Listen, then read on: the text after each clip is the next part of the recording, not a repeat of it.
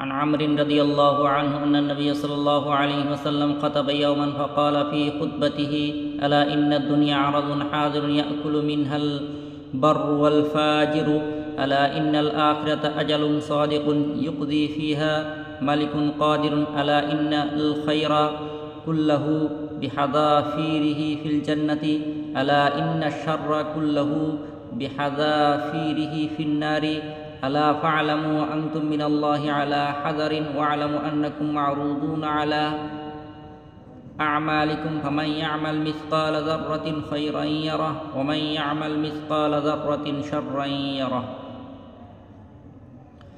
হযরত আমর রাদিয়াল্লাহু তাআলা আনহু হতে বর্ণিত আছে যে রাসূলুল্লাহ সাল্লাল্লাহু আলাইহি ওয়াসাল্লাম একদিন খুতবা দিলেন, উহাতে ইরশাদ করিলেন: মনোযোগ সহকারে শোনো, দুনিয়া একটি সাময়িক পণ্য বিশেষ, উহার কোনো মূল্য নাই। অতএব উহার মধ্যে ভালোমন্দ সকলের অংশ রহিয়াছে এবং সকলে উহা হইতে ভোগ করে। নিঃসন্দেহে আখিরাত একটি বাস্তব সত্য, যাহা নির্দিষ্ট সময়ে আসিবে এবং উহাতে এক শক্তিশালী বাদশাহ ফয়সালা করিবেন। মনোযোগ সহকারে শোনো, সকল প্রকার কল্যাণকর বিষয় জান্নাতের মধ্যে রহিয়াছে, আর সকল প্রকার মন্দ বিষয় জাহান্নামের মধ্যে রহিয়াছে। উত্তম রূপে বুঝিয়া লও, যাহা কিছু করো আল্লাহ তাআলাকে ভয় করিয়া করো। আরও বুঝিয়া লও, তোমাদেরকে নিজ নিজ আমলের সহিত আল্লাহ তাআলার দরবারে হাজির করা হইবে। যে ব্যক্তি বালুকণা পরিমাণ কোনো নেকি করিয়া থাকিবে, সে উহাও দেখিতে পাইবে, আর যে ব্যক্তি বালুকণা পরিমাণ মন্দ করিয়া থাকিবে, সে উহাও দেখিতে পাইবে।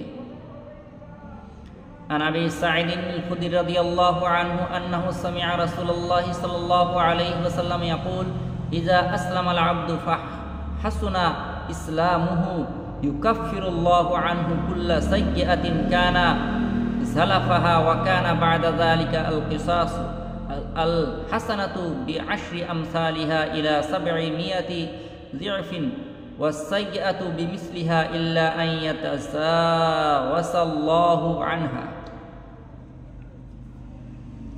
হযরত আবু সাঈদ খুদরী রাদিয়াল্লাহু তাআলা আনহু হতে বর্ণিত আছে যে রাসূলুল্লাহ সাল্লাল্লাহু আলাইহি ওয়াসাল্লাম কে এই ইরশাদ করতে শুনিয়েছেন যে বান্দা যখন ইসলাম গ্রহণ করে এবং ইসলামের সৌন্দর্য তাহার জীবনে আসিয়া যায়, তখন সে সকল মন্দ কাজ সে পূর্বে করিয়াছে, আল্লাহ তাআলা ইসলামের বরকতে ওই সব কিছু ক্ষমা করিয়া দেন।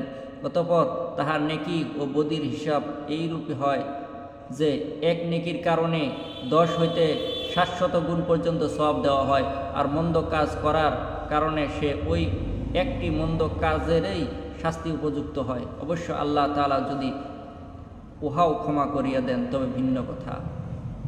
ফায়দা: জীবনে ইসলামের সৌন্দর্য আসার অর্থ হইল অন্তর ঈমানের আলোতে আলোকিত হয়, আর শরীর আল্লাহ তাআলার অনুগত্যের দ্বারা সজ্জিত হয়। عن عمر رضي الله عنه عن النبي صلى الله عليه وسلم قال: الإسلام أن تشهد أن لا إله إلا الله وأن محمدا رسول الله وتقيم الصلاة وتؤتي الزكاة وتصوم رمضان وتحج البيت إن استطعت إليه سبيلا।